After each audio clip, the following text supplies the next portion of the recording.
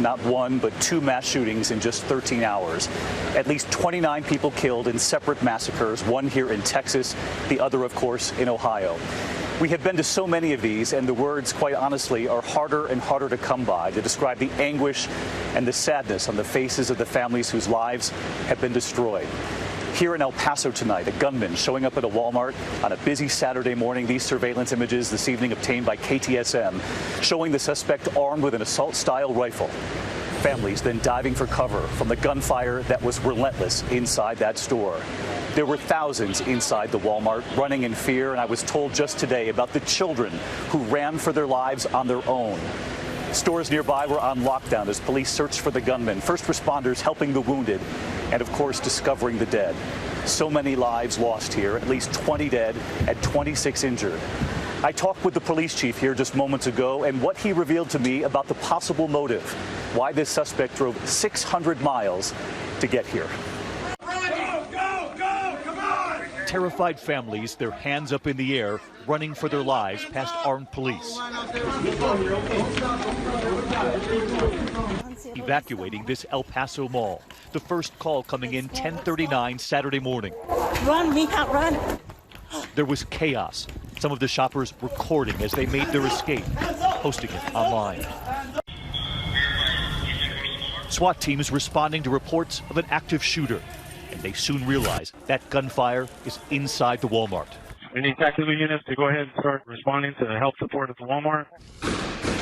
There's busting guns in Walmart right now. AK, somebody's got shot. Inside the Walmart, thousands of shoppers, 100 employees. It was a busy Saturday morning, parents and grandparents and the children buying their back-to-school supplies. All TAC units, investigative units, please make it to the west side of Walmart, please.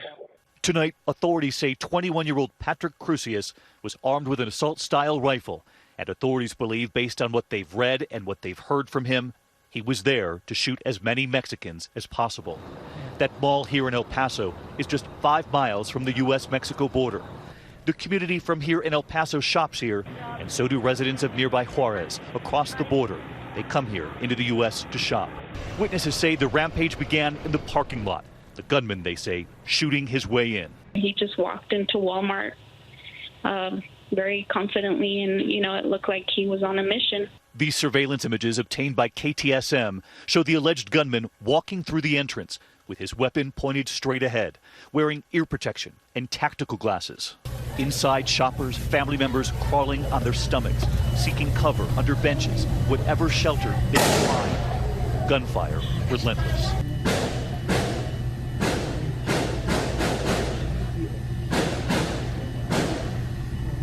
Kendall Long and his wife, Kiana. She's seeing people running in yelling, shooter, shooter. So we take off running. After he sees people start running, you can hear the different fire rate. He starts pop, pop, pop, pop, pop. He's going for that semi. He's trigger finger. He's going, going, going. They ran to the back of the store, hiding in a metal storage container. There's babies there, there's kids, there's people calling their family, calling the cops. Outside, the entire area on lockdown. The entire area is being searched as we speak. Authorities for a time were not sure if there was more than one shooter. We need people to stay away. Adria Gonzalez was shopping with her mother.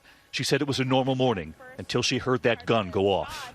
We heard shots, 3 shots, boom, boom, boom, 1, 2, 3. She told her mother to get down, and when she looked up, the suspect with the gun in his tactical gear just 15 feet away. He just started to shoot everyone. And what I did, my first instinct was to get people out of there. This senior citizen lady that I tried to help and I couldn't, and I just told her to move faster and she couldn't move faster, so I left her there and I needed to get out because the shooter was getting closer and closer, and so I was I just told her to get down and hide. When they finally got outside, they saw the bodies. The gunshots continued. In the parking lot, confusion and panic. She would have called. She has 7 kids, 20-something grandchildren, and I don't know how many great-grandchildren. And this desperate plea, Edie Hallberg, searching for her mother, Angie, 86 years old, and missing. And I got tired of waiting and waiting and waiting, and I just want to know where my mom is. We still have not heard if she found her mother. Inside that store, first responders helping the wounded. This woman covered in blood. Another woman wheeled out in a shopping cart. It appeared she'd been shot in the leg. The police chief here in El Paso at a loss for words. You have to see it for yourself.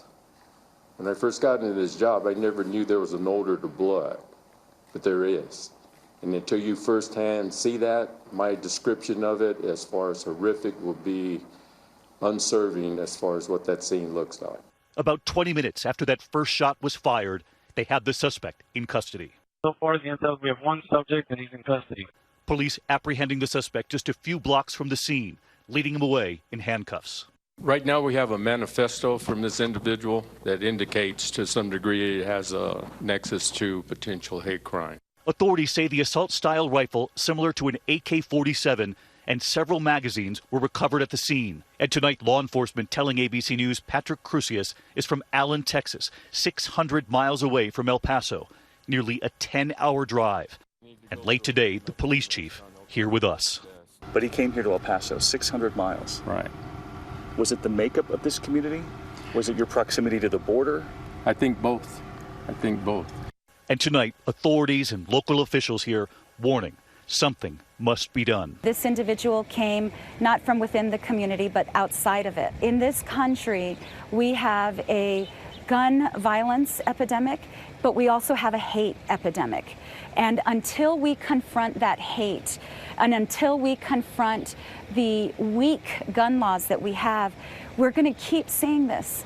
At the centers where families are gathering and at the hospitals, the anguish. Families still anxious for news. We're still looking for him. We haven't heard word of where he is. Lita Jamrowski is just 19 years old, pleading for help, asking if anyone has seen her brother-in-law, Andre. They looked all night. We're just trying to put the word out there if anybody's heard from him or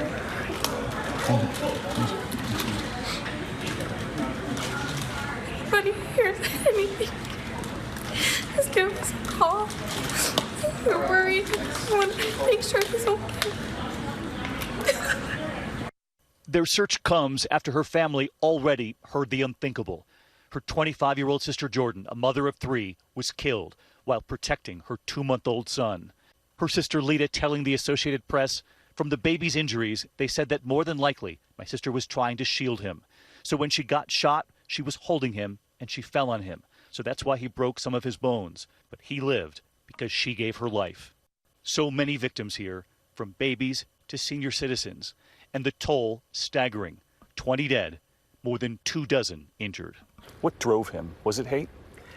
Apparently so. Tonight, the Justice Department says they're going to pursue, to the best they can, hate crimes charges, domestic terrorism charges here? Yes, sir. Yes, sir. Manifesto pretty much validated that there was hate intent in what he did. So the writings in this so-called manifesto match what he's been telling authorities? Pretty much.